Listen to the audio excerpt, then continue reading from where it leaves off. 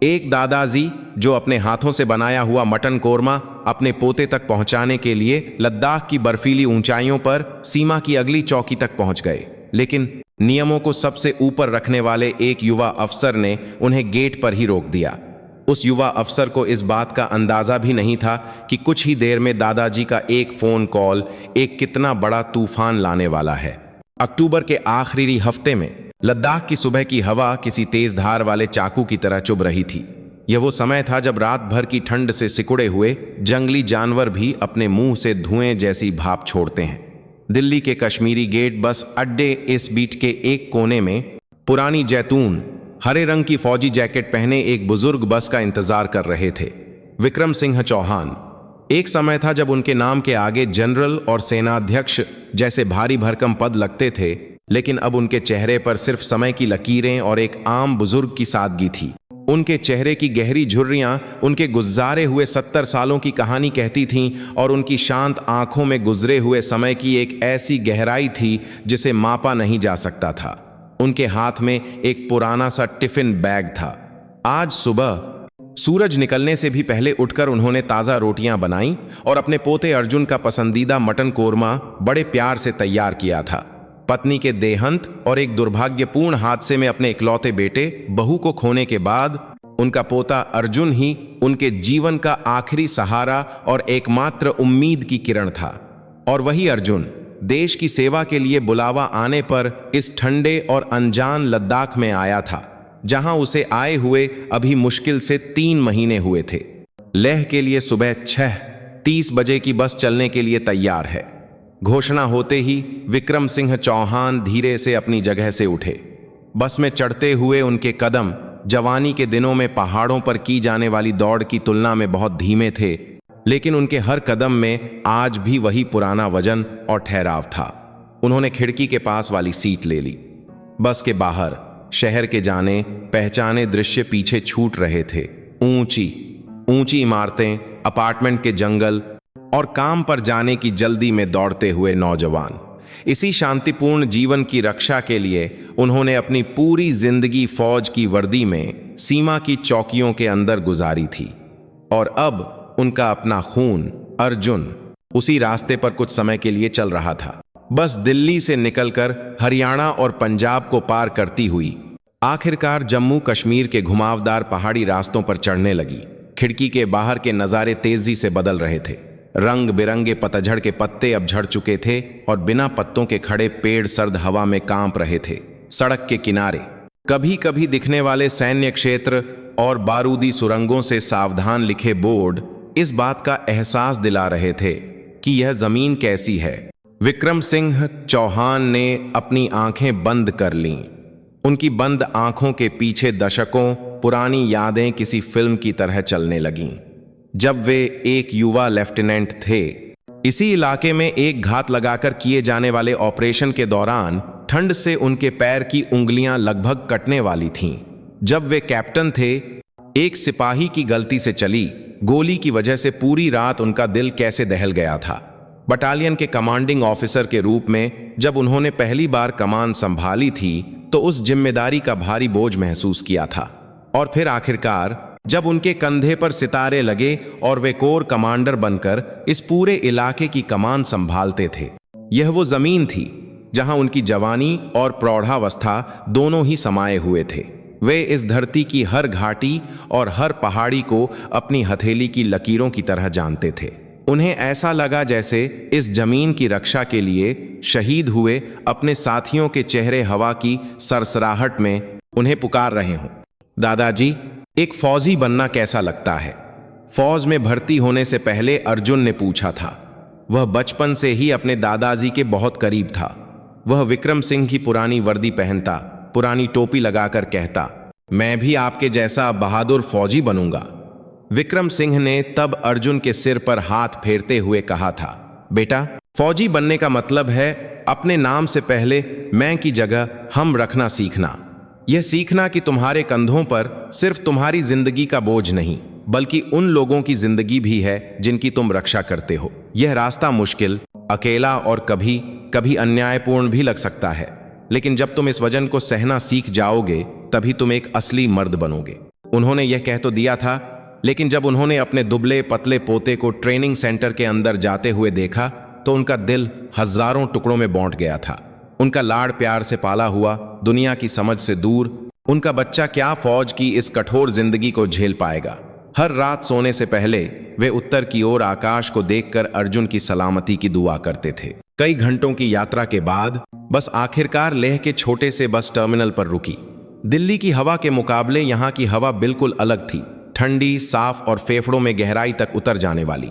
विक्रम सिंह बस से उतरकर टैक्सी स्टैंड की ओर बढ़े। कहाँ जाना है बाऊजी? एक टैक्सी वाले ने पूछा। लद्दाख स्काउट्स की 7वीं बटालियन के मेन गेट तक ले चलो। ड्राइवर ने एक नजर बुजुर्ग के पहनावे पर और दूसरी नजर उनके बताए हुए पते पर डाली। उसका चेहरा कह रहा था कि वे किसी से मिलने जा रहे हैं। बेटे से मिलने जा रहे हैं क्या? पोते को देखने जा रहा हूं। अरे वाह, इतनी दूर इस मुश्किल जगह पर। आपका पोता तो बहुत खुश होगा। लद्दाख स्काउट्स तो अपनी सख्त ट्रेनिंग के लिए मशहूर है, बेचारे बहुत मेहनत करते होंगे। टैक्सी सुनसान ग्रामीण सड़कों से गुजरती हुई और भी गहरे पहाड़ों में चली गई। सड़क के दोनों ओर के खेत कटाई के बाद वीरान पड़े थे और दूर दिखते पहाड़ किसी विशाल दीवार की तरह खड़े थे। आखिरकार दूर एक भव्य गेट दिखाई दिया जिस पर लिखा था, पहाड़ों के शेर, मौत से निडर, और साथ ही रेजिमेंट का गौरवशाली नारा भी था, 7वीं बटालियन। यह वही जगह थी जहां विक्रम सिंह ने एक कमांडिंग ऑफिसर के रूप में सेवा की थी। यह उनके लिए घर जैसा था। लेकिन दशकों बाद आज वे सिर्फ एक आम नागरिक थे जो वर्दी पहने अपने पोते से मिलने आए थे। टैक्सी से उतरकर विक्रम सिंह धीरे धीरे संतरी पोस्ट की ओर बढ़े। उनका दिल हल्का हल्का कांप रहा था। यह सिर्फ पोते से मिलने की उत्तेजना नहीं थी, बल्कि अपने ही घर में एक मेहमान की तरह आने का अजीब एहसास था, और उस घर की रखवाली कर रहे युवा अफसरों से मिलने की एक मिली जुली भावना भी थी। संतरी पोस्ट के सामने बैरियर के पास हेलमेट पहने और राइफल लिए 2 संतरी सावधान की मुद्रा में खड़े थे, और उनके सामने एकदम कड़क इस्त्री की हुई वर्दी में एक युवा अफसर हाथ बांधे खड़ा था। पहली नजर में ही पता चल रहा था कि वह हाल ही में कमीशन प्राप्त एक लेफ्टिनेंट था, जिसके चेहरे पर अकड़ और जवानी का जोश साफ झलक रहा था। नेम प्लेट पर विवेक शर्मा नाम लिखा था। जैसे ही विक्रम सिंह पास पहुंचे, लेफ्टिनेंट विवेक शर्मा ने उन्हें तेज नजरों से ऊपर से नीचे तक देखा। उसकी नजरों में स्वागत या सम्मान से ज्यादा सतर्कता और झुंझलाहट थी। किस काम से आए हैं? आवाज युवा थी, लेकिन जानबूझकर भारी बनाई गई थी ताकि अधिकार का एहसास हो। जय हिंद, मैं यहां 7वीं बटालियन हेडक्वार्टर कंपनी में तैनात सिपाही अर्जुन सिंह चौहान से मिलने आया हूं, विक्रम सिंह ने यथासंभव नरम आवाज में कहा। लेकिन लेफ्टिनेंट विवेक शर्मा के चेहरे पर कोई बदलाव नहीं आया। उसने अपनी कलाई घड़ी पर एक नजर डाली और सपाट लहजे में जवाब दिया, अभी मुलाकात का समय नहीं है, और आज यूनिट के कुछ जरूरी कामों की वजह से सभी जवानों की मुलाकात, छुट्टी और बाहर जाना बंद है। ओह, ऐसा है क्या? क्या आप बता सकते हैं कि मुलाकात कब तक संभव हो पाएगी? मैं सुबह से बहुत लंबा सफर करके आया हूं, आज तो बिल्कुल संभव नहीं है। आप वापस जाइए। लेफ्टिनेंट विवेक शर्मा का जवाब कठोर था, जैसे कोई मशीन तयशुदा जवाब दे रही हो, जिसमें भावनाओं या लचीलेपन की कोई गुंजाइश न हो। उसकी नजरें विक्रम सिंह को पार करती हुई यूनिट के अंदर की ओर देख रही थीं। उसका रवैया साफ बता रहा था कि वह किसी जरूरी काम में व्यस्त है, और यह बुजुर्ग नागरिक उसके लिए सिर्फ एक बाधा है। एक पल के लिए विक्रम सिंह को समझ नहीं आया कि क्या कहें। बेशक वे फौज के संगठन की विशेष प्रकृति को किसी से भी बेहतर जानते थे। अगर कोई ऑपरेशन या विशेष ट्रेनिंग हो तो मुलाकात पर रोक लगना स्वाभाविक है, लेकिन उस युवा अफसर का रवैया सिर्फ नियमों की जानकारी देने से कहीं ज्यादा सामने वाले का अपमान करने जैसा था। उसमें एक इंसान के लिए न्यूनतम शिष्टाचार या एक बुजुर्ग के लिए जो इतनी दूर से आया हो कोई हमदर्दी नहीं थी। क्या कोई खास ट्रेनिंग चल रही है? अगर मुझे वजह पता चल जाए तो इंतजार करने में आसानी होगी, विक्रम सिंह ने एक बार फिर शांति से पूछा। लेकिन लेफ्टिनेंट विवेक शर्मा ने मुड़कर उन्हें घूर कर देखा। उसकी आंखों में अब चिढ़ साफ थी। यह सेना की गोपनीय जानकारी है जो आपको बताने की जरूरत नहीं है। मैंने आपको बता दिया कि नियमों के अनुसार यह संभव नहीं है। अब और ज्यादा काम में बाधा न डालें और वापस जाएं। सिविलियन, यह शब्द विक्रम सिंह के कानों में बहुत जोर से चुभा। जिसने अपनी पूरी जिंदगी एक फौजी के रूप में गुजारी हो, उसे एक ऐसा युवा अफसर जो अभी अभी अफसर बना हो यह शब्द कहे तो एक अजीब सी भावना पैदा हुई। यह न तो दुख था और न ही गुस्सा, यह बस एक गहरी निराशा थी।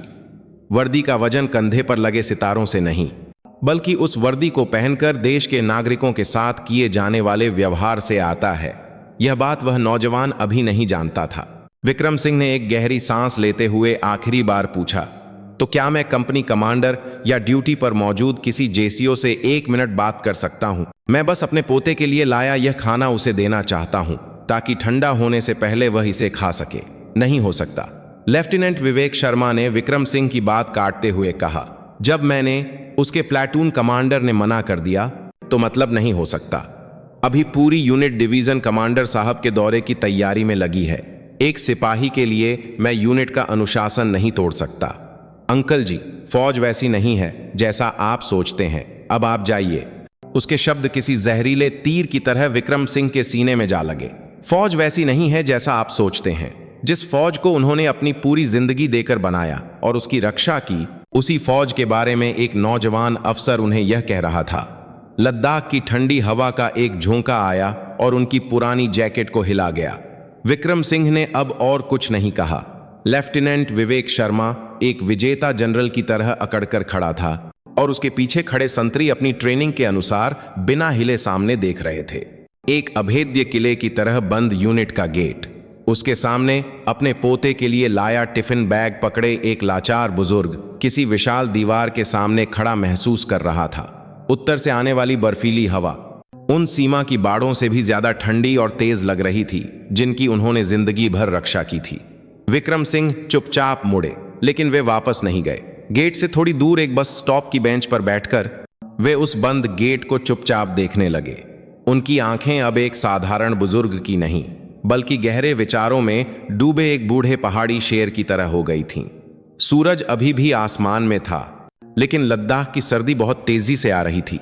लेफ्टिनेंट विवेक शर्मा ने गेट के पार दूर जाते हुए बुजुर्ग की झुकी हुई पीठ को ठंडी नजरों से देखा। उसके दिमाग में सिर्फ एक ही बात थी, मिशन पूरा हुआ। उसके मन में थोड़ी भी दया या अफसोस नहीं था, बल्कि नियमों और सिद्धांतों के अनुसार एक संभावित खतरे को सफलतापूर्वक हटाने का एक क्रूर संतोष था। उसने सीखा था कि भावनाओं की दुहाई देकर नियमों को तोड़ने की ऐसी कोशिशें फौज में सबसे बड़ा दुश्मन होती हैं। हमदर्दी नाम का वायरस फौलादी संगठन को जंग की तरह खा जाता है। वह मुड़कर यूनिट के अंदर की ओर चल दिया। उसके कदम एक नपे तुले अंदाज में उठ रहे थे और उसकी पीठ बांस की तरह सीधी थी। संतरी पोस्ट पर खड़े जवानों ने उसकी पीठ को देखकर अनजाने में ही सूखी थूक निकली। Lieutenant Vivek Sharma Indian military academy ईमा से स्वॉर्ड ऑफ ऑनर के साथ पास हुआ एक हीरा। एक कंप्यूटर जैसा सटीक दिमाग और बर्फ जैसा ठंडा दिल होने की वजह से जवानों के बीच उसे टर्मिनेटर या रोबोकॉप कहा जाता था। उसकी दुनिया सिर्फ 2 हिस्सों में बंटी थी, नियम और नियम का उल्लंघन, और उसका लक्ष्य सिर्फ एक था, इस मजबूत लद्दाख स्काउट्स में सबसे उत्तम अफसर बनना, सबसे तेजी से प्रमोशन पाना और उन ऊंचाइयों तक पहुंचना जहां कंधे पर सितारे चमकते हैं। इसके लिए अगले सोमवार को होने वाला डिवीजन कमांडर का दौरा उसके फौजी जीवन का पहला बड़ा पड़ाव था। Division commander major general Rajveer Singh Rathore, वे भी आईएमए के एक महान योद्धा थे। उन्हें जमीनी लड़ाई का बहुत अनुभव था और वे यूनिट के अनुशासन और युद्ध की तैयारियों को सबसे ज्यादा महत्व देते थे। उनकी नजरों में आने के लिए विवेक ने पिछले 1 महीने से खुद को और अपने जवानों को जीसेन तक धकेल दिया था। वह उन्हें दिन में 4 घंटे से ज्यादा सोने नहीं देता था और खाली समय में भी हथियारों की सफाई और उपकरणों की जांच करवाता था। जूतों की चमक, वर्दी की सिलवटें, बंकर का हर कोना, यहां तक कि जवानों के बालों की कटिंग तक उसकी नियमावली से बाहर कुछ भी बर्दाश्त नहीं था। साहब, आप आ गए। बैरक के दरवाजे पर उसके नायब सूबेदार ने तनावपूर्ण चेहरे से सैल्यूट किया। विवेक ने सिर हिलाकर जवाब दिया और पूछा, बैरक की क्या हालत है? अभी आखिरी जांच पूरी की है साहब, धूल का एक कण भी नहीं है। मैं खुद देखूंगा। विवेक तेजी से बैरक के अंदर गया। 10 12 जवान तुरंत अपनी जगह पर खड़े होकर सावधान हो गए। बैरक उसके निर्देशों के अनुसार पूरी तरह से व्यवस्थित थी। फर्श शीशे की तरह चमक रहा था और बंकर में रखी वर्दियां और अंडरवियर ऐसे तह किए हुए थे जैसे किसी ने स्केल से नापा हो। लेकिन विवेक की आंखें किसी बाज की तरह कमजोरी ढूंढ रही थीं। वह एक जवान के बंकर के पास जाकर रुक गया। सिपाही अर्जुन सिंह चौहान। यह वही जवान था जिसके दादाजी आज सुबह आए थे। विवेक ने बिना कुछ कहे अर्जुन के बंकर का दरवाजा खोला। सब कुछ उत्तम साज था, लेकिन वह संतुष्ट नहीं हुआ। उसने बंकर के सबसे निचले हिस्से में रखे जूतों पर अपनी उंगली फिराई। उसकी उंगली पर हल्की सी धूल लग गई। पूरी बैरक में एक खौफनाक सन्नाटा छा गया। सिपाही अर्जुन सिंह चौहान। यस सर, अर्जुन पूरी जान से चिल्लाया। विवेक ने वह धूल अर्जुन की नाक के सामने ले जाकर धीमी लेकिन बर्फीली आवाज में कहा, यह क्या है? Sorry sir. क्या तुम्हें लगता है कि जीओसी साहब तुम्हारे जूतों के नीचे भी देखेंगे? नहीं, लेकिन यह धूल का एक कण तुम्हारी मानसिकता को दिखाता है। इतने से चल जाएगा वाली लापरवाही, किसी को नहीं दिखेगा वाला आलस। यही एक छोटा सा छेद पूरी नाव को डुबो देता है, समझे? Yes sir. पूरी प्लाटून के जवान अपने जूते दोबारा पॉलिश करेंगे। तुम्हें 30 मिनट देता हूं। जब मैं वापस आऊंगा और इससे भी खराब जूता मिला तो सबके सब ड्रिल स्क्वायर पर पहुंच जाना। शुरू करो। Yes sir. जवान तेजी से काम में लग गए। यह सब देखते हुए विवेक ने एक बार फिर अर्जुन की ओर देखा। दादाजी से मुलाकात। उसने मन ही मन हंसी उड़ाई। ऐसे कमजोर दिमाग वाले जवान को परिवार की सांत्वना की नहीं, बल्कि फौलादी अनुशासन की जरूरत थी। उसने खुद को समझाया कि गेट पर उस बुजुर्ग को वापस भेजकर उसने अर्जुन का ही भला किया है। वह बैरक से निकलकर अपने दफ्तर की ओर चला गया। मेज पर डिवीजन कमांडर के दौरे की तैयारी की फाइलें पहाड़ की तरह पड़ी थीं। उसने फाइलों को पलटते हुए एक बार फिर जांच की ब्रीफिंग के कागजात, संभावित सवाल जवाब, हर जवान की निजी जानकारी। उसे विश्वास था कि सब कुछ उसके नियंत्रण में है। अगर कोई बाहरी बाधा या अप्रत्याशित घटना न हो तो उसकी योजना पूरी तरह सफल होगी। अंकल जी, फौज वैसी नहीं है जैसा आप सोचते हैं। अपने कहे हुए शब्द उसे याद आए। हाँ, फौज ऐसी ही जगह है। भावनाओं या निजी रिश्तों के लिए यहां कोई जगह नहीं है। यहां सिर्फ आदेश, अनुशासन और मिशन ही मौजूद है। अचानक उसे उस बुजुर्ग की आंखें याद आईं। उनमें गुस्सा या शिकायत नहीं थी, नहीं हार मानने का भाव था। वे किसी गहरी झील की तरह शांत थीं, लेकिन जैसे सब कुछ अपने अंदर समेटे हुए हों। विवेक ने सिर झटकर बेकार के विचारों को दूर किया। शायद थकान की वजह से है। उसने अपनी नजरें फिर से कागजों पर टिका दी। गेट के बाहर शायद उसका इंतजार कर रहे उस बुजुर्ग का अस्तित्व अब उसके दिमाग से पूरी तरह मिट चुका था। वह नहीं जानता था कि जिस किले के दरवाजे को उसने इतनी मजबूती से बंद किया है, उसकी एक छोटी सी दरार से एक ऐसा विशाल तूफान अंदर आने वाला है जिसकी उसने कल्पना भी नहीं की थी।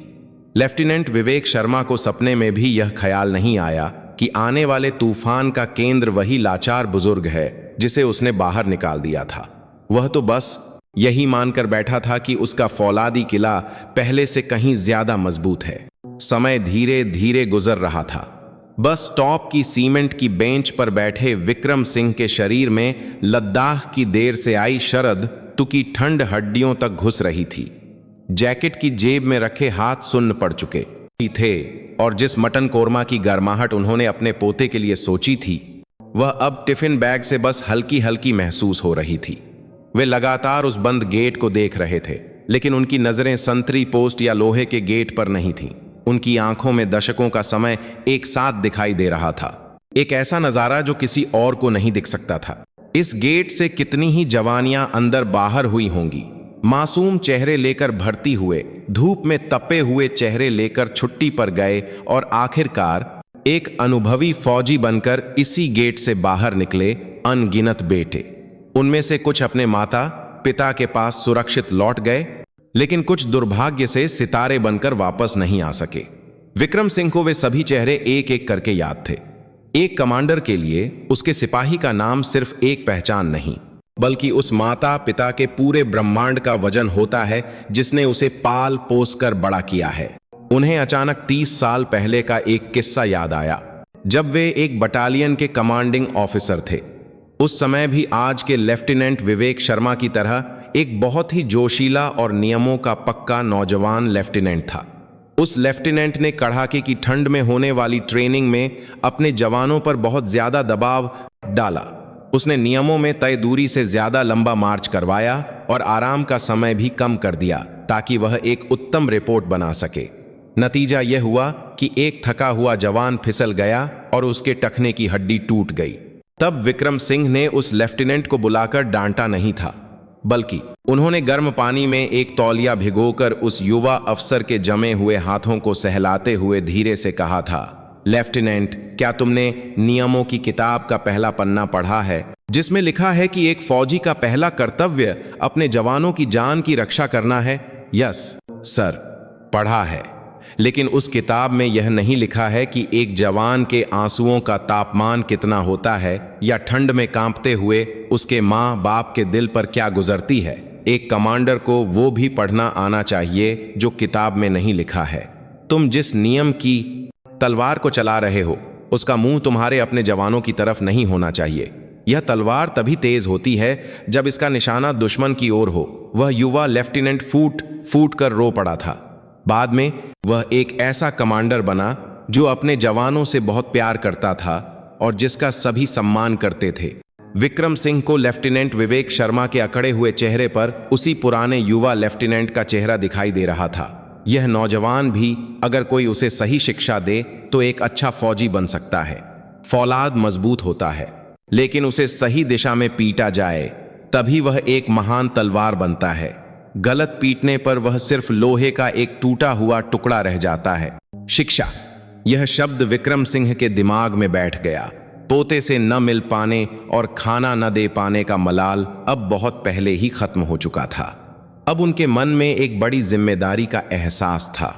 फौज के एक वरिष्ठ और जीवन के एक अनुभवी के रूप में उस भटके हुए युवा अफसर को सही रास्ता दिखाने की।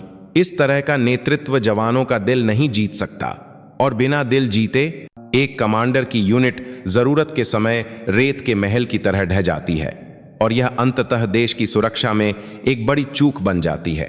पोते से मुलाकात अब एक निजी मामला नहीं रहा था। उन्होंने एक और याद को ताज़ा किया।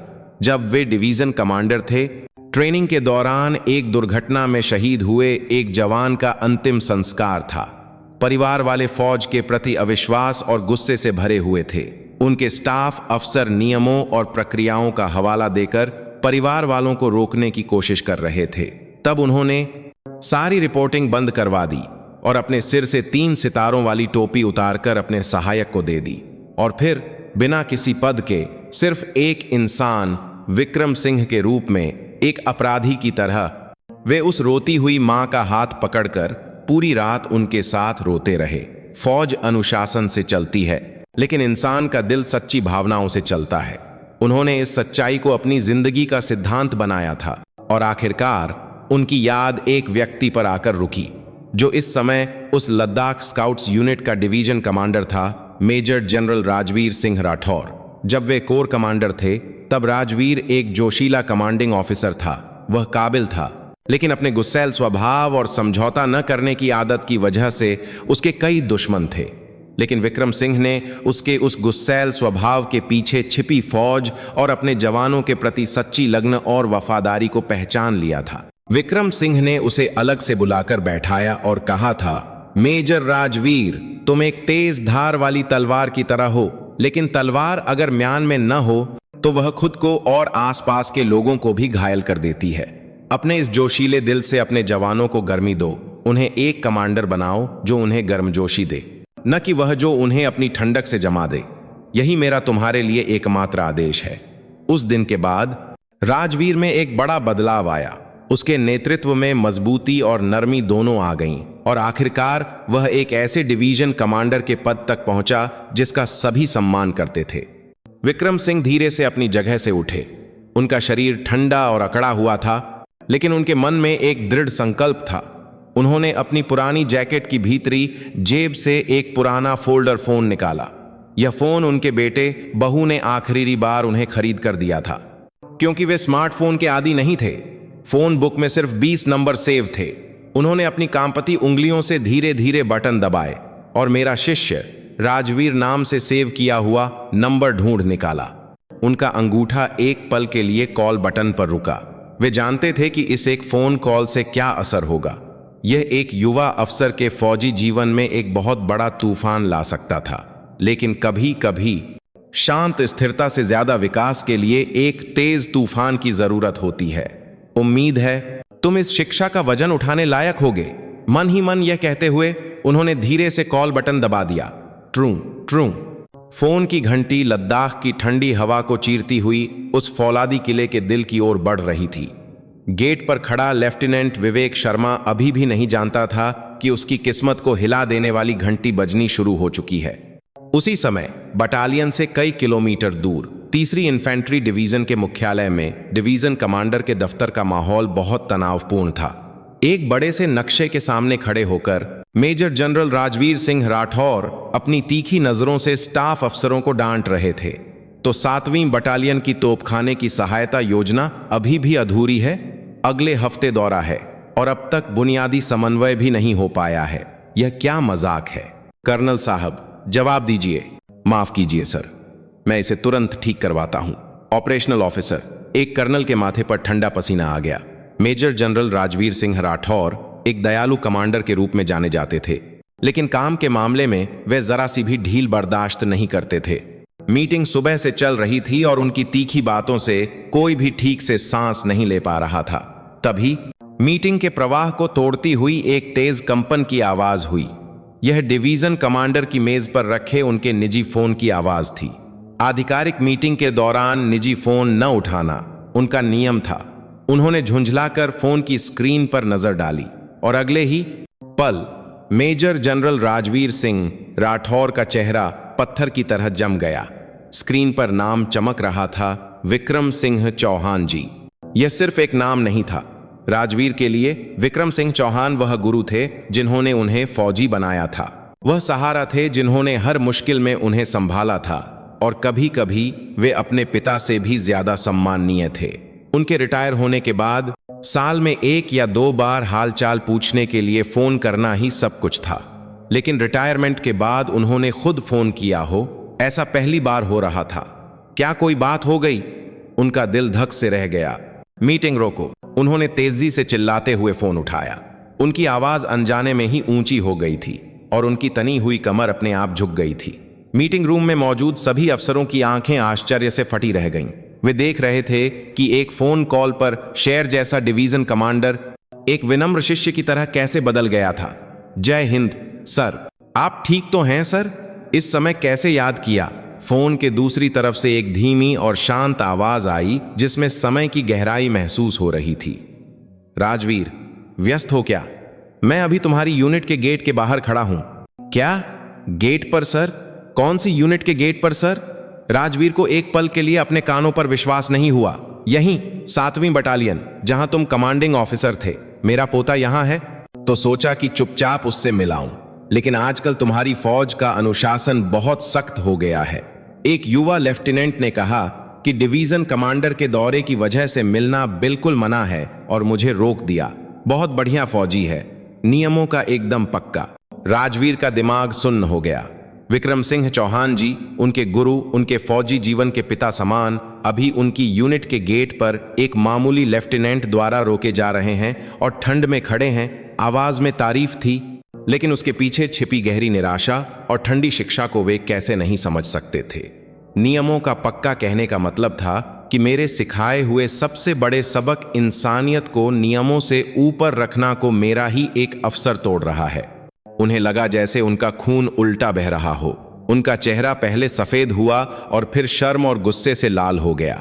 सर, यह आप क्या कह रहे हैं? मैं तुरंत। रहने दो, मैं अब एक सिविलियन हूं, तो मुझे नियमों का पालन करना ही चाहिए। मैंने तुम्हें बेकार में परेशान किया, बस तुम्हारी आवाज सुनने के लिए फोन किया था।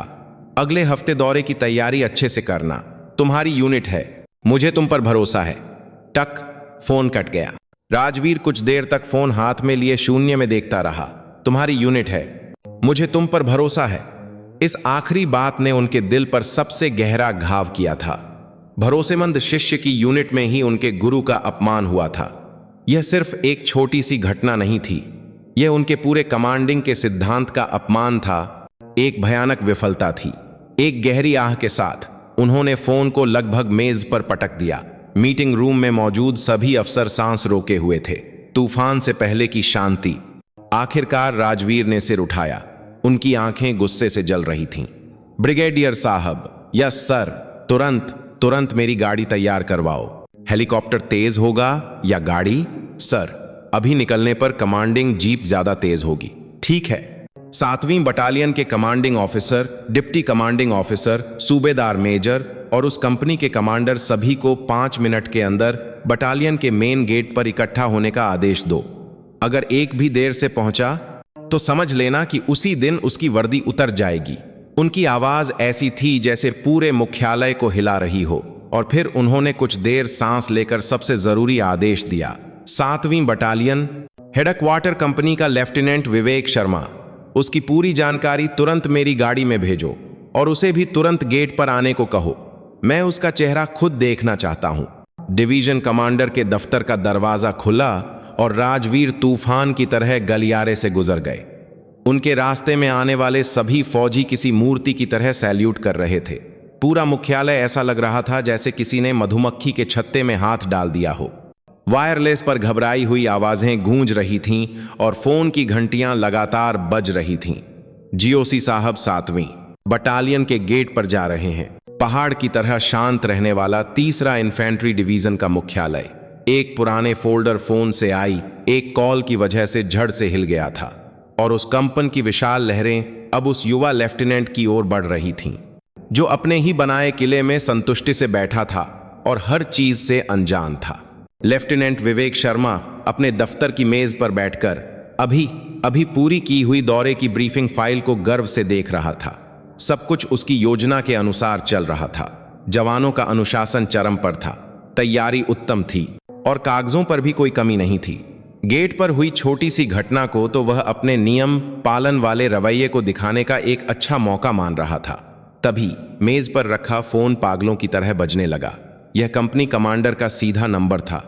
जय हिंद, लेफ्टिनेंट विवेक शर्मा। विवेक, तुमने अभी गेट पर क्या किया है?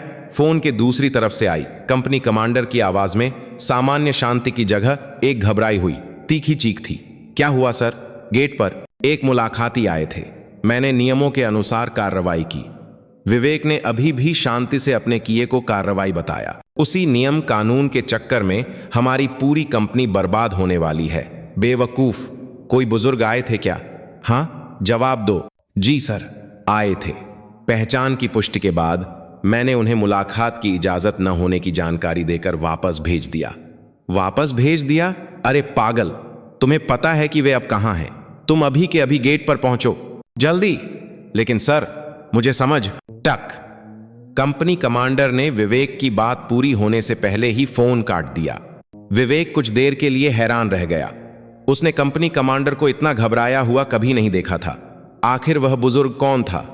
लेकिन यह एक वरिष्ठ का आदेश था। वह हैरानी के साथ उठने ही वाला था कि इस बार उसका निजी मोबाइल फोन जोर जोर से बजने लगा। स्क्रीन पर जो नाम था उसे देखकर वह लगभग उछल पड़ा। कमांडिंग ऑफिसर साहब, जय हिंद। लेफ्टिनेंट विवेक शर्मा। सर, विवेक, तुम पागल हो गए हो क्या? तुमने यह किसके साथ किया? कमांडिंग ऑफिसर की आवाज में गुस्से से ज्यादा एक चीख थी। फोन के पार से तेज हवा और घबराए हुए कदमों की आवाज आ रही थी। सर, अगर यह गेट की घटना की वजह से है तो चुप रहो। तुम्हें पता है कि वे कौन हैं? कौन? जीओसी साहब, मेजर जनरल राजवीर सिंह राठौर साहब खुद यहां आ रहे हैं। उन्होंने तुम्हारा नाम लिया है। तुम अब खत्म हो गए, समझे? गेट पर तुरंत पहुंचो। क्या कर रहे हो? धड़ाम। विवेक का दिल जैसे जमीन पर आ गिरा। जीओसी साहब ने मेरा नाम लिया है। उसका दिमाग सुन्न हो गया। उसकी उत्तम योजना, उसका सुनहरा भविष्य, सब कुछ एक पल में टूटकर बिखरने की आवाज आई। वह साधारण सा दिखने वाला बुजुर्ग जीओसी साहब का कोई करीबी था। जीओसी साहब के पिता या कोई नजदीकी रिश्तेदार, चाहे जो भी हो, उसने एक ऐसी गलती कर दी थी जिसे सुधारा नहीं जा सकता था। मैं अभी आ रहा हूं सर। विवेक ने फोन को लगभग पटकते हुए दफ्तर से बाहर भागा। गलियारा पहले से ही एक युद्ध के मैदान जैसा लग रहा था। प्रशासनिक दफ्तर के जवान डरे हुए चेहरों से वायरलेस पकड़े हुए थे। और दूसरे प्लाटून के अफसर भी अपने दफ्तरों से बाहर निकलकर घबराए हुए थे। जीओसी साहब खुद आ रहे हैं गेट पर। क्या हुआ? दौरा तो अगले हफ्ते था। सुना है लेफ्टिनेंट विवेक शर्मा ने गेट पर कोई बड़ी गड़बड़ कर दी है। ये कानाफूसी उसके कानों में तीरों की तरह चुभ रही थी। वह बैरक से निकलकर पागलों की तरह गेट की ओर भागा। दौड़ते हुए भी उसका दिमाग हजारों विचारों में उलझा हुआ था। उसे उस बुजुर्ग का चेहरा याद आया, शांत गहरी आंखें जिनमें न गुस्सा था न शिकायत। उन आंखों का मतलब उसे अब थोड़ा थोड़ा समझ में आ रहा था। वह दया नहीं थी, वह एक विशाल पहाड़ की अपने पैरों के नीचे पड़े एक छोटे से कंकड़ को देखने जैसी नजर थी। दूर गेट दिखाई दिया। गेट के सामने एक अविश्वसनीय दृश्य था। कंपनी कमांडर की जीप, कमांडिंग ऑफिसर की गाड़ी और यहां तक कि रेजिमेंट के कर्नल की काली सेडान भी बेतरतीब ढंग से खड़ी थी। कंपनी कमांडर, कमांडिंग ऑफिसर और आसमान की तरह ऊंचे लगने वाले कर्नल साहब सभी अपनी टोपी ठीक करते हुए बेचैनी से टहल रहे थे। वे सभी एक ही दिशा में देख रहे थे, यूनिट के बाहर सड़क के आखिरी छोर पर। जैसे ही विवेक हांफता हुआ उनके पास पहुंचा, सभी की नजरें उसी पर टिक गईं। कर्नल की आंखों से जैसे आग निकल रही थी और कमांडिंग ऑफिसर उसे खा जाने वाली नजरों से देख रहा था। कंपनी कमांडर ने लगभग रोते हुए चेहरे से सिर हिलाया। विवेक, तुमने यह क्या? कंपनी कमांडर अपनी बात पूरी नहीं कर सका। उसी पल दूर सड़क के मोड़ से कई काली जीपें धूल का गुबार उड़ाती हुई दिखाई दी। सबसे आगे वाली गाड़ी पर 2 सितारों वाला डिवीजन कमांडर का झंडा शान से लहरा रहा था। आता हुआ तूफान। विवेक को अब एहसास हुआ कि वह उस तूफान के ठीक बीच में खड़ा है। उसके पैर कांपने लगे। जिस नियम को वह अपना धर्म मानता था, वह उस आती हुई विशाल लहर के सामने रेत का एक महल मात्र था। वह अनजाना तूफान अब उसे और उसकी हर चीज को निगलने के लिए उसके ठीक सामने आ पहुंचा था। भूं! एक तेज ब्रेक की आवाज के साथ डिवीजन कमांडर की जीप गेट के ठीक सामने रुकी। पीछे की गाड़ियां भी एक साथ रुक गईं। धूल के बैठने से पहले ही जीप का पिछला दरवाजा खुला। सबसे पहले जमीन पर जो चीज पड़ी वह एक बेदाग चमकता हुआ फौजी जूता था। फिर मेजर जनरल राजवीर सिंह राठौर एक शेर की तरह गाड़ी से उतरे। उनका चेहरा गुस्से से तना हुआ था। उनकी ठंडी नजरों ने गेट पर खड़े कर्नल, कमांडिंग ऑफिसर और कंपनी कमांडर को एक एक करके देखा। जिनकी भी नजर उनसे मिली, वे ऐसे कांप गए जैसे किसी ने तलवार से काट दिया हो, और उन्होंने सिर झुका लिया। आखिरकार उनकी नजर सबसे अंत में खड़े कांपते हुए लेफ्टिनेंट विवेक शर्मा पर पड़ी। उस पल विवेक की सांस रुक गई। उसे ऐसा लगा जैसे वह इस जगह पर तुरंत मर जाए तो बेहतर होगा। जय हिंद। 7वीं बटालियन के commanding officer colonel Ajay Singh reporting. Sir. Colonel आगे बढ़कर जोर से सैल्यूट करने ही वाले थे कि रहने दो। मेजर जनरल राठौर ने उनकी ओर देखे बिना हाथ उठाकर उन्हें रोक दिया। वे ऐसे चले जैसे सामने खड़े अफसर कोई अदृश्य भूत हों। उनके कदम बिना किसी हिचकिचाहट के बैरियर को पार करते हुए यूनिट के बाहर की ओर बढ़ रहे थे। सभी की नजरें उनके बेकली घर में एक लिकली जारा पीछे पीछे गईं। कर्नल की भी, कमांडिंग ऑफिसर की भी और विवेक शर्मा की भी। डिवीजन कमांडर सीधे बस स्टॉप की बेंच से मुश्किल से उठ रहे, पुरानी जैकेट पहने उस बुजुर्ग की ओर जा रहे थे। आखिर क्यों? विवेक समझ नहीं पा रहा था। अगर वह जीओसी साहब का कोई रिश्तेदार होता तो वह इतना साधारण नहीं दिखता। तो फिर क्यों जीओसी साहब अपने सबसे बड़े अफसरों को नजरअंदाज करके उस बुजुर्ग की ओर जा रहे हैं? आखिरकार जीओसी साहब उस बुजुर्ग के सामने जाकर रुक गए। एकदम घोंटू सन्नाटा, सिर्फ लद्दाख की बर्फीली हवा की आवाज सुनाई दे रही थी। अगले ही पल वहां मौजूद सभी फौजियों ने एक ऐसा दृश्य देखा जिस पर उन्हें अपनी आंखों पर विश्वास नहीं हुआ। लद्दाख स्काउट्स के शेर मेजर जनरल राजवीर सिंह राठौर ने अपनी एड़ियां एक साथ टक की आवाज से जोड़ी और बिना किसी कमी के एक उत्तम मुद्रा में सैल्यूट किया। यह एक मातहत से लिया जाने वाला सैल्यूट नहीं था, बल्कि आसमान जैसे वरिष्ठ को दिया जाने वाला सम्मान और श्रद्धा से भरा एक फौजी का सलाम था। और फिर सैल्यूट बनाए रखते हुए उन्होंने अपना सिर झुकाया, बहुत गहरा, इतना गहरा कि उनकी कमर लगभग 90 डिग्री पर मुड़ गई। सन्नाटे को उनकी आवाज ने तोड़ा। यह गुस्से की नहीं, बल्कि शर्म और सम्मान से कांपती हुई आवाज थी। Jai Hind sir, salute. Major general Rajveer Singh Rathore, आपको लेने आया हूं सर। मैं अपने अफसर को सही तालीम न दे सका, इसके लिए मैं मौत का हकदार हूं सर। सर, यह शब्द सुनते ही विवेक का दिमाग फट गया। कर्नल और कमांडिंग ऑफिसर के चेहरे सफेद पड़ गए थे। उनका अपना जीओसी 2 सितारों वाला मेजर जनरल किसी को सर कहकर सिर झुका रहा था, तो फिर वह बुजुर्ग कौन है? कम से कम 3 सितारे या 4, भारत में गिने चुने कहानियों में सुने जाने वाले महान योद्धाओं में से एक। तभी उम्रदराज रेजिमेंटल सूबेदार मेजर के मुंह से लगभग एक कराह जैसी फुसफुसाहट निकली। बूढ़ा शेर। जनरल विक्रम सिंह चौहान, बूढ़ा शेर।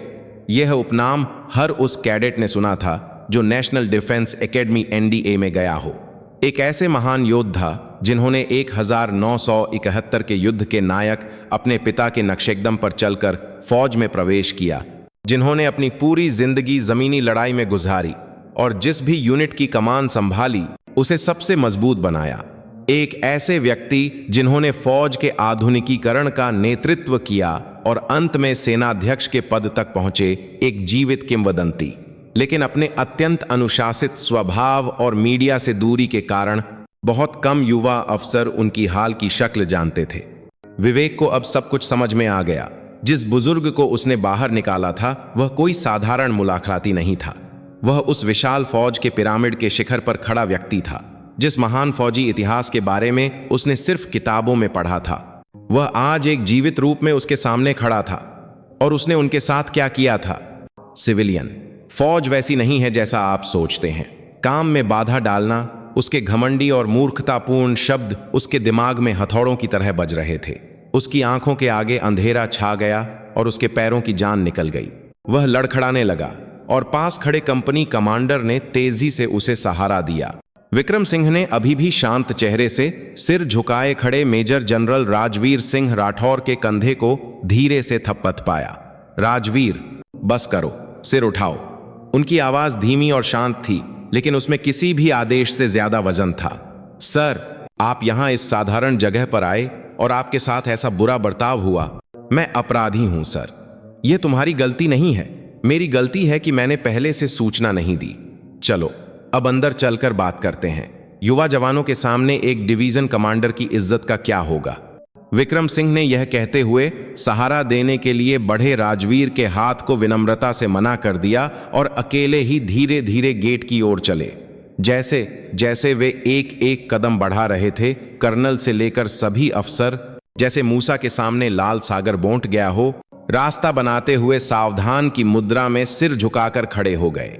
विवेक शर्मा सिर नहीं उठा सका। एक किंवदंती उसके सामने से गुजर रही थी। वह महसूस कर रहा था कि उसके घमंड और नियमों का किला उस शांत सरल बुजुर्ग के एक कदम से ही धूल में मिल गया था।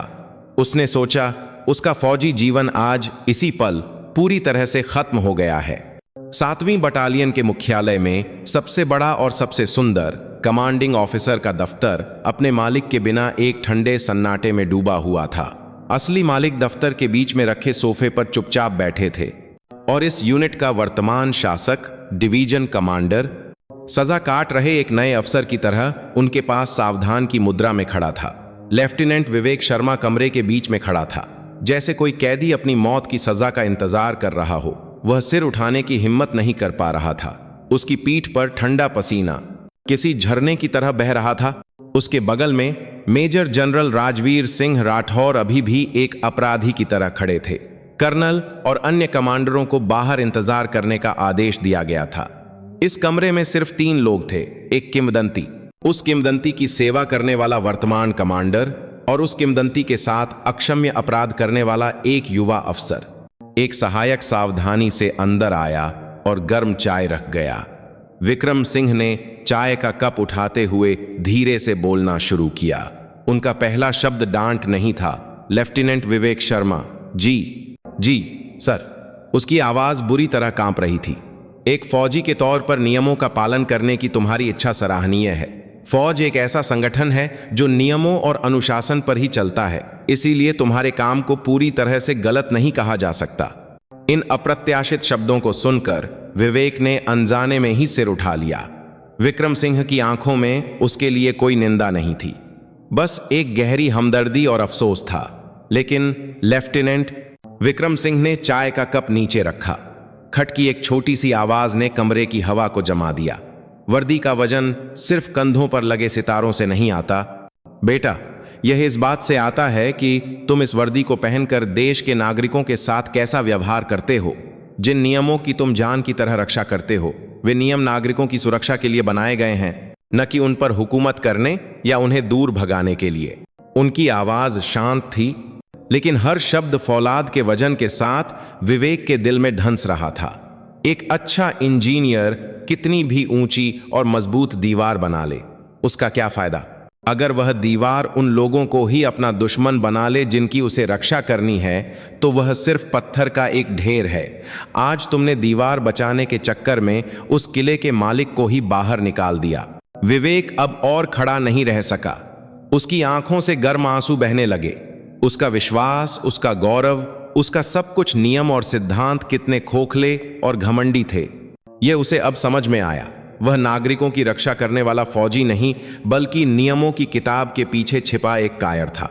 विक्रम सिंह की नजर मेजर जनरल राजवीर सिंह राठौर की ओर घूमी। राजवीर जी सर, मैंने तुम्हें क्या सिखाया था? फौलाद मजबूत होता है, लेकिन वह बाहरी चोट से ज्यादा अंदरूनी झंग से टूटता है। जो फौज अपने जवानों का दिल नहीं जीत सकती, वह जरूरत के समय झंग लगे फौलाद की तरह सबसे पहले टूटती है। और तुम्हारी यूनिट का एक युवा अफसर अगर इंसान के दिल से पहले नियमों की किताब पढ़ रहा है, तो इसकी जिम्मेदारी तुम्हारी भी बहुत बड़ी है। मैं शर्मिंदा हूं सर, मुझसे कमान संभालने में गलती हुई। मेजर जनरल राजवीर सिंह राठौर ने एक बार फिर गहराई से सिर झुकाया। आखिरकार विवेक शर्मा टूट गया। वह वहीं घुटनों के बल बैठ गया और फूट फूट कर रोने लगा। एक फौजी होकर वह भी एक महान योद्धा के सामने आंसू बहाना मौत से भी ज्यादा शर्मनाक था, लेकिन वह खुद को रोक नहीं सका। माफ कर दीजिए सर, मैं मूर्ख था। मुझसे मौत की सजा लायक गुनाह हुआ है। विक्रम सिंह अपनी जगह से उठे और घुटनों के बल रो रहे विवेक के पास गए और उन्होंने उसके कंधे पर हाथ रखा। उठो, उन्होंने विवेक को खड़ा किया। तुम्हारा फौजी जीवन अभी तो बस शुरू हुआ है। आज की इस शर्म और इस सीख से भागने या इसे भूलने की कोशिश मत करना, बल्कि इसे जिंदगी भर अपनी हड्डियों में बसा लेना, ताकि भविष्य में जब तुम कई जवानों की कमान संभालो तो उन्हें इंसानियत का पाठ पहले पढ़ाना। नियमों की किताब से ज्यादा एक गर्मजोशी भरा दिल रखने वाले कमांडर बनना। विक्रम सिंह की आंखों ने विवेक की आंखों में सीधे देखा। यही आज मैं तुमसे चाहता हूं, और इस बूढ़े फौजी से माफी मांगने का यही एकमात्र सही तरीका है। समझे? जी समझ गया सर, मैं हमेशा याद रखूंगा सर। विवेक ने आंसुओं से भीगे चेहरे के साथ पूरी जान से चिल्लाया। यह उसके फौजी जीवन बल्कि उसकी पूरी जिंदगी का सबसे सच्चा जवाब था। विक्रम सिंह ने उसके कंधे को एक बार थपथ पाया और मेजर जनरल की ओर मुड़कर कहा, अब बस करो और मुझे मेरे पोते का चेहरा देखने दो। यह मटन कोरमा अब तक बिल्कुल ठंडा हो गया होगा। तब जाकर कमरे में जमी हुई हवा थोड़ी पिघलनी शुरू हुई। सिपाही अर्जुन सिंह चौहान को ऐसा लग रहा था जैसे वह नरक और स्वर्ग के बीच झूल रहा हो। सिर्फ 1 घंटे पहले वह अपने platoon commander lieutenant Vivek Sharma के आदेश पर बैरक के टॉयलेट को चमका रहा था। धूल के एक कण की घटना के कारण पूरी प्लाटून सहमी हुई थी और वह खुद को इसका दोषी मानकर ठीक से सांस भी नहीं ले पा रहा था। अब जल्द ही लेफ्टिनेंट शर्मा दोबारा जांच के लिए आने वाले थे। अर्जुन निराश था कि उसका फौजी जीवन शुरू होने से पहले ही बिगड़ गया था। तभी टॉयलेट का दरवाजा खुला और company commander captain Ajay Verma हांफते हुए अंदर आए। कंपनी कमांडर पूरी कंपनी के लिए भगवान जैसा होता है और वे पसीने से भीगे हुए उसे ढूंढ रहे थे। यह देखकर अर्जुन का दिल धक से रह गया। सिपाही अर्जुन सिंह चौहान, यस सर, अभी काम बंद करो और अपने बंकर से सबसे साफ वर्दी पहनो। 5 मिनट के अंदर कंपनी कमांडर के दफ्तर के सामने हाजिर हो, समझे? Yes sir. अर्जुन बिना वजह जाने पागलों की तरह भागा। मुझसे क्या गलती हो गई? क्या टॉयलेट की सफाई ठीक से नहीं की, या दादाजी की मुलाकात की वजह से यूनिट को कोई नुकसान हुआ? उसके दिमाग में हर तरह के बुरे ख्याल आ रहे थे। हड़बड़ी में कपड़े बदलकर जब वह दफ्तर पहुंचा तो कंपनी कमांडर ने खुद उसकी वर्दी ठीक करते हुए कहा, तुम्हारी मुलाकात आई है, मेरे साथ चलो। मुलाकात? अर्जुन हैरान था। दादाजी तो सुबह आकर वापस चले गए होंगे, तो फिर कौन है? जब वह कंपनी कमांडर के साथ बैरक से बाहर निकला तो यूनिट का नजारा पूरी तरह बदल चुका था।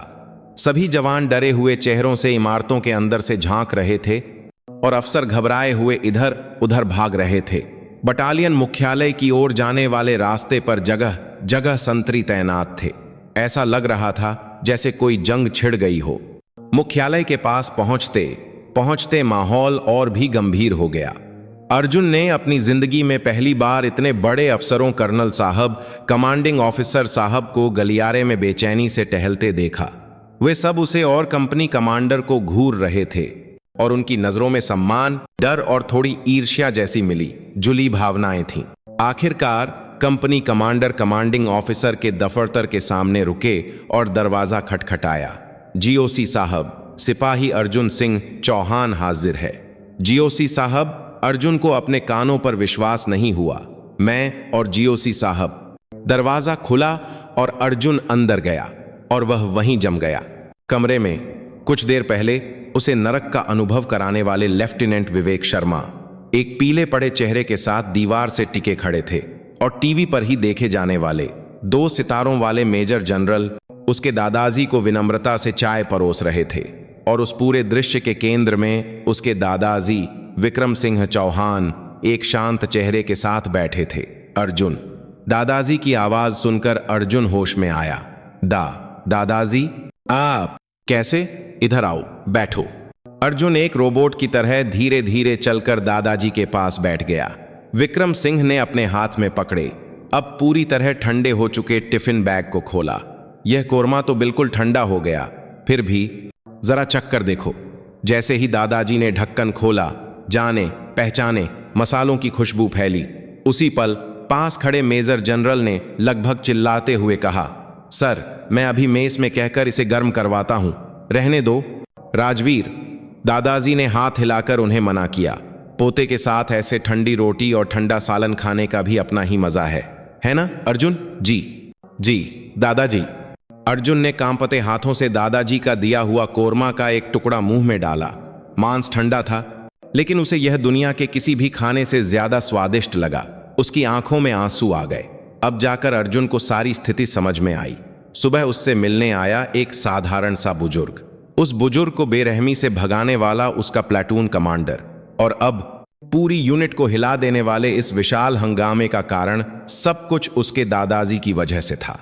उसने अपने दादाजी के झुर्रियों वाले चेहरे को देखा, जो हमेशा उसे प्यार करने वाले और साधारण लगते थे। लेकिन आज अर्जुन ने अपने दादाजी के कंधों पर अदृश्य सितारों का वजन और उस जीवन का वजन महसूस किया जो उन्होंने जिंदगी भर उठाया था। भर्ती से पहले दादाजी की कही बात अपने कंधे पर हम का वजन उठाना सीखना का मतलब उसे अब थोड़ा थोड़ा समझ में आ रहा था। यह भावुक मुलाकात जल्दी ही खत्म हो गई। दादाजी ने उसके कंधे थपथपाते हुए कहा, अपना ध्यान रखना और अपने साथियों के साथ मिल जुल कर रहना। अर्जुन की आवाज भर्रा गई थी और वह सिर्फ जी दादाजी कह सका। उस दिन के बाद सिपाही अर्जुन सिंह चौहान का फौजी जीवन पूरी तरह बदल गया। लेकिन यह उसके दादाजी के रुतबे की वजह से नहीं था, बल्कि इसलिए क्योंकि उसके दिल में एक ऐसा विशाल गौरव और साथ ही उतनी ही भारी जिम्मेदारी का एक स्तंभ खड़ा हो गया था, जो किसी और के पास नहीं हो सकता था। बूढ़ा शेर चला गया था, लेकिन उसके जाने से पैदा हुई लहरें बहुत समय तक उस यूनिट में गूंजती रहीं। विक्रम सिंह को ले जा रही डिवीजन कमांडर की गाड़ी के आंखों से ओझल हो जाने के बाद भी कर्नल और अन्य कमांडर कुछ देर तक वहीं खड़े रहे। जाने से पहले मेजर जनरल राजवीर सिंह राठौर ने कर्नल के कंधे पर हाथ रखकर धीरे से कहा, आज की घटना से सबक लेना। फौज का असली मालिक वर्दी पहने हम नहीं, बल्कि वह जनता है जिसने हमें यह वर्दी पहनाई है। इसे कभी मत भूलना। दोबारा मेरी यूनिट में ऐसे किसी महान व्यक्ति की आंखों में आंसू नहीं आने चाहिए। यह बात सिर्फ कर्नल के लिए नहीं, बल्कि वहां मौजूद हर अफसर के दिल पर एक निशान की तरह छप गई। उस तूफान के केंद्र में रहे लेफ्टिनेंट विवेक शर्मा के खिलाफ कोई आधिकारिक अनुशासनात्मक कार्रवाई नहीं की गई। यह जनरल विक्रम सिंह की भी इच्छा थी, लेकिन आधिकारिक सज्जा से ज्यादा भयानक था साथियों की नजरें और खुद के भीतर अंतहीन आत्म मंथन का समय। उस शाम विवेक एक खाली प्लाटून दफ्तर में अकेला बैठा था। मेज पर दौरे की तैयारी की वे फाइलें बिखरी पड़ी थीं जिन पर उसे गर्व था। अब वे उसके लिए रद्दी के टुकड़ों से ज्यादा कुछ नहीं थीं। उसने दर्दनाक रूप से महसूस किया कि उसका विश्वास कितना घमंडी और संकीर्ण था। खटखट। दरवाजा खटखटाने की आवाज के साथ कंपनी के सूबेदार मेजर अंदर आए। वे फौज में 30 साल गुजार चुके एक अनुभवी थे जिनका सम्मान कई अफसरों से ज्यादा था। उन्होंने बिना कुछ कहे विवेक की मेज पर गर्म कॉफी के 2 कैन रख दिए। साहब, ज्यादा खुद को दोष मत दीजिए। मैं क्या मुंह दिखाऊंगा? सूबेदार मेजर साहब, फौजी जिंदगी में हर कोई एक बार बुरी तरह गिरता है। साहब, जरूरी यह है कि गिरने के बाद वहीं बैठकर रोते रहें या धूल झाड़कर फिर से चलना शुरू करें। आज आपको फौज में वह सबक मिला है जो किसी को आसानी से नहीं मिलता। सूबेदार मेजर के सीधे सादे लेकिन सच्चे दिलासे से विवेक ने हिम्मत करके सिर उठाया। उस दिन के बाद विवेक शर्मा बदलने लगा।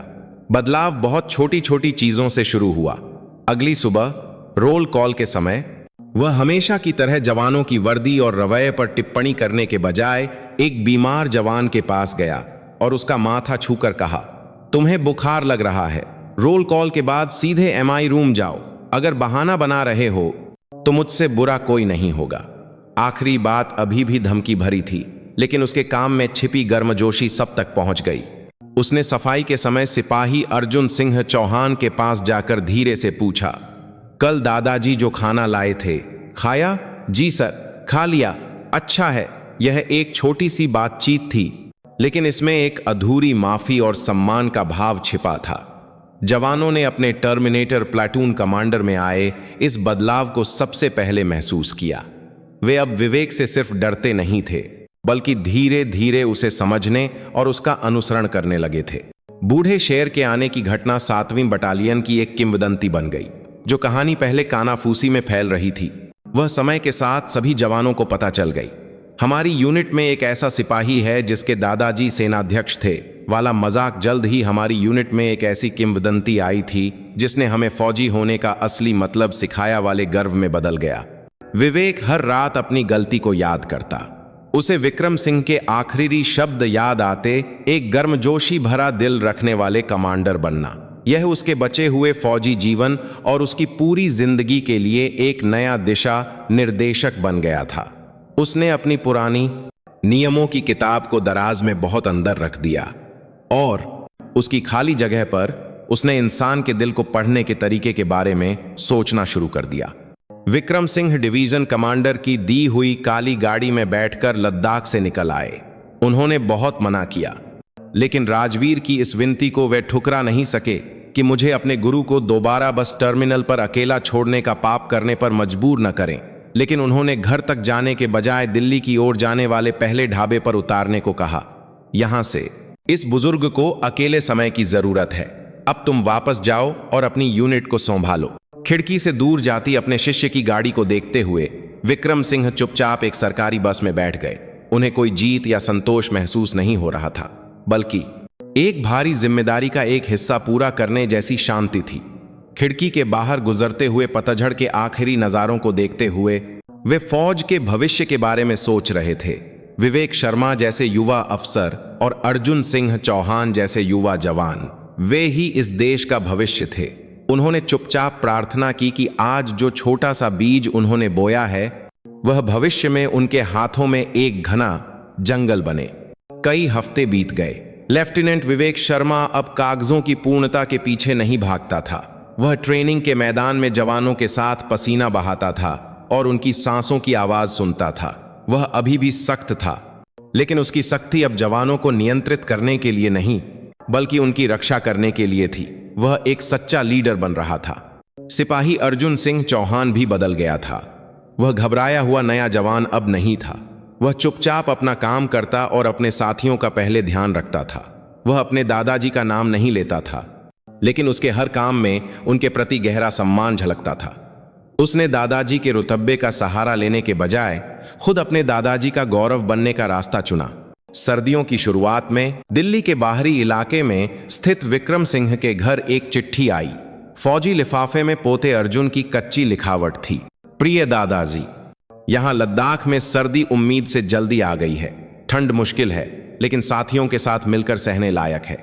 दादाजी, उस दिन के बाद मैंने बहुत कुछ सोचा और अब मुझे थोड़ा थोड़ा समझ में आ रहा है कि आपके बताए हुए फौजी का वजन क्या होता है। मैं समझ रहा हूं कि सिर्फ देश की सीमाओं की रक्षा करना ही नहीं, बल्कि लोगों के दिलों की रक्षा करना कितना जरूरी है। मैं भी एक दिन आपकी तरह वर्दी के वजन को गर्व से उठाने वाला एक सच्चा फौजी, एक सच्चा इंसान बनूंगा। अपना ध्यान रखिएगा। जय हिंद। विक्रम सिंह ने चिट्ठी को सीने से लगाया और अपने बगीचे में चले गए। उन्होंने उस जमीन को देखा जिसे सर्दियों से बचाने के लिए पुआल से ढोंक दिया गया था। सब कुछ सोया हुआ लग रहा था, लेकिन उस ठंडी जमीन के नीचे नए जीवन वसंत की तैयारी कर रहे थे। उन्होंने उत्तर की ओर आकाश को देखा, उस दिशा में जहां लद्दाख था। सूरज डूब रहा था, लेकिन उनके चेहरे पर एक शांत मुस्कान फैल गई। बूढ़ा शेर अब इतिहास के पन्नों में लौट चुका था, लेकिन उसकी आत्मा सोई नहीं थी। वह ठंडी सीमा की रक्षा करने वाले एक युवा अफसर के गर्मजोशी भरे दिल में और अपने दादाजी पर गर्व करने वाले एक युवा जवान के दृढ़ संकल्प में हमेशा जीवित रहेगी। भारत के आकाश के नीचे उम्मीद के बीज इसी तरह चुपचाप लेकिन मजबूती से बढ़ रहे थे।